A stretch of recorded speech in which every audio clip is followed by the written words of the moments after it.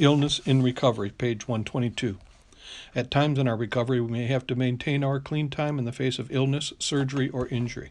During these times, we may need a sponsor more than ever. We must remember that our illness or pain is not an excuse to use. Our recovery is our responsibility, and we share about our health challenges with our sponsor and those members we trust. Our medical condition may require us to take medication that could trigger a craving to use. Whatever the cause, working with a sponsor can help us to accept that this is a part of living life. We need to inform our doctors about our disease of addiction so that we are treated appropriately. Since our disease of addiction does not differentiate between using and taking medication to treat pain or illness, we must stay vigilant with our program. We are particularly vulnerable during this time, and our recovery can be threatened. Many members have relapsed because they did not follow the doctor's direction, reach out to their sponsor, or pay attention to the warning signs of an awakened menace, their addiction. Quote, "Thank God for my sponsor and my friends in NA. I have been clean for over 25 years, and during that time, I have had to undergo numerous surgeries. I was taught early in my NA recovery that my disease doesn't know the difference between using medication for real pain and using pain medication because of addictive thinking. Each time before having a medical procedure that requires the use of drugs, I would read the booklet In Times of Illness. I would pray and meditate, and most importantly, I would let my sponsor and NA support group know that I was taking medication so that they could help me monitor my use of drugs during this critical time. I have seen far too many fellow addicts with various lengths of clean time go out and start using again as a result of underestimating the power of this disease." Page 123. We look to our higher power for support and continue to practice our spiritual program. Some members of the fellowship can be judgmental about other members taking medication, and we want to make sure that this does not steer us away from what we need to do to take care of ourselves. We gather as much information as possible so that we can make the best choices about our health. If we must take medication, we stay close to our sponsor and support network, sharing our fears and pains. Quote, "At 8 years clean, I found myself in a situation that required taking medication. I was so fearful. I feared relapse, gossip, and what my NA sponsorship family would think. Some of my fears were realized. I was judged harshly by a few of my NA family members, and some gossiped about me, but I didn't relapse. I took my medication as prescribed and maintained my recovery by praying, working the steps, making meetings, and talking about my situation with my sponsor. With the guidance of my higher power, the support of a loving sponsor, and a wonderful physician who knows I am an addict, I was able to make an informed decision about my health. I felt secure in the knowledge that if I kept my recovery up front, all would be well. Today, I continue my journey of recovery with over 13 years of uninterrupted clean time. Thank God for sponsorship." Close quote. Page 124. As sponsors, we need to treat each situation individually by offering our experience, strength, and hope, and be mindful that what works for one person may not work for another. Our sponsees may call upon us in any number of ways. Perhaps our sponsee will need to speak to us more often. Sponsees with chronic illnesses may need our support as they maintain the health they have or as they face the prospect of death.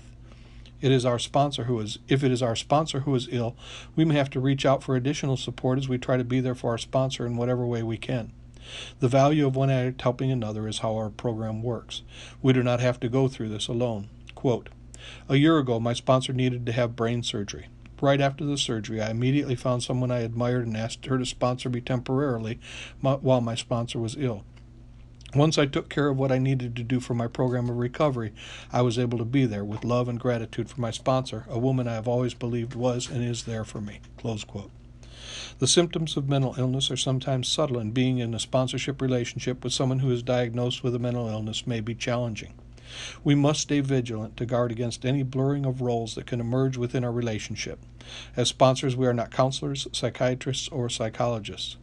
As in any sponsorship relationship, part of what we can do as sponsors is to help our sponsees who live with mental illnesses find balance in their lives. A focus on working the steps in conjunction with their prescribed medical treatment will help each of us in recovery, even when our addiction is not our only disease. Page 125, quote, "As a recovering addict with a mental illness, I am grateful for the opportunity to be able to sponsor others who also live with mental illness. But I must remember that my role as a sponsor is to help others learn how to apply the 12 steps in all areas of their lives. There may be areas where a mental illness limits us, but we can recover if we practice these principles to the best of our ability. The principles of honesty, open-mindedness, and willingness are essential to recovery for my sponsees and myself." Close quote. Quote, I never had an opinion regarding medication or therapy as they relate to working the NA program.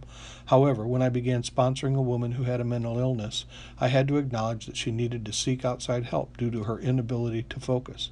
My sponsee was open-minded and took the suggestion. Today, she is focused and able to work and live the steps to the best of her ability.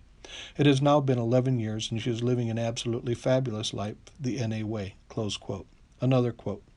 One of the challenges in sponsorship for me has been sponsoring people who live with mental illnesses. Sometimes they have felt that they don't belong. I use the pamphlet in times of illness and remind them of our third tradition, that the only requirement for membership is a desire to stop using. I want to do my best to make them feel a part of and not separate from this fellowship. Close quote. The treatment, page 126. The treatment of illness other than the disease of addiction is beyond the realm of what Narcotics Anonymous can address. As sponsors, we are recovering addicts, not professionals. Even if we happen to be a health or mental health professional, as a sponsor, our role is not to prescribe or discourage medical treatment of any sort. When I made the decision, quote, when I made the decision to take medication for my depression, I also made the decision to change sponsors, since my sponsor at that time did not believe in taking antidepressants. I spent the first 4.5 years of my recovery battling depression and figured that if I just went to enough meetings, did enough service, and worked the steps diligently enough, it would go away. I finally had to surrender to the fact that this was not something I could control, which led to the question, how do I want to live my life? Ultimately, I am the only one who has to live with me, and I needed to feel supported enough in order to feel safe with my decision. Close quote. Another quote. One of my sponsees regularly becomes unstable, and I'm constantly encouraging her to stay on her medication. I need to remind her of what may happen if she starts taking her meds, zooming around without a purpose, not calling me or going to meetings, and eventually picking up again. We have gone through the cycle a lot, and it's really tough, but I love her and I want to help her get better. Once she stabilizes, she starts calling me, going to meetings, and working the steps again. Close quote.